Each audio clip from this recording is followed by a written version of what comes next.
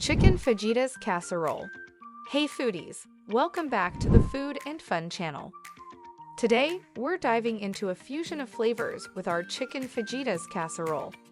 It's the perfect blend of the classic fajita we all love with the comfort of a casserole.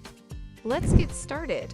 For this mouth-watering casserole, you'll need 3 boneless, skinless chicken breasts, thinly sliced, 1 red bell pepper, thinly sliced, 1 yellow bell pepper, thinly sliced, 1 green bell pepper, thinly sliced, 1 large onion, thinly sliced, 2 cups of shredded cheddar cheese, 1 cup of sour cream, 1 packet of fajita seasoning or make your own blend, 2 tablespoons of olive oil, 2 cloves of garlic minced, 1 can of black beans, drained and rinsed, 1 cup of cooked rice, optional for added texture, salt and pepper to taste, fresh cilantro for garnish, lime wedges for serving.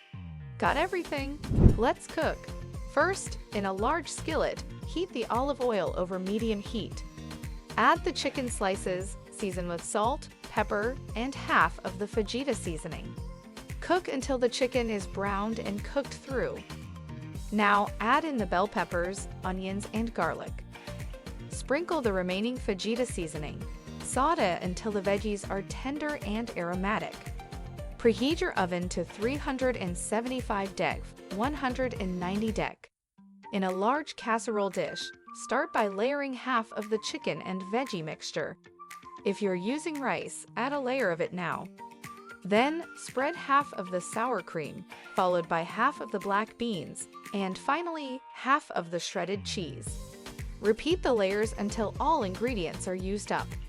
Pop this beauty into the oven and bake for about 20 to 25 minutes, or until the cheese is bubbly and slightly golden. Look at that, golden, cheesy, and oh so delicious. Finish off with some fresh cilantro on top and serve with lime wedges on the side. It's like a fiesta in every bite. I hope you give this chicken fajitas casserole a try. If you do, don't forget to share your creations with us using #FoodandFunCasserole. Thanks for joining us today. If you enjoyed this recipe, give us a thumbs up and don't forget to subscribe for more deliciousness. Until next time, keep cooking and having fun.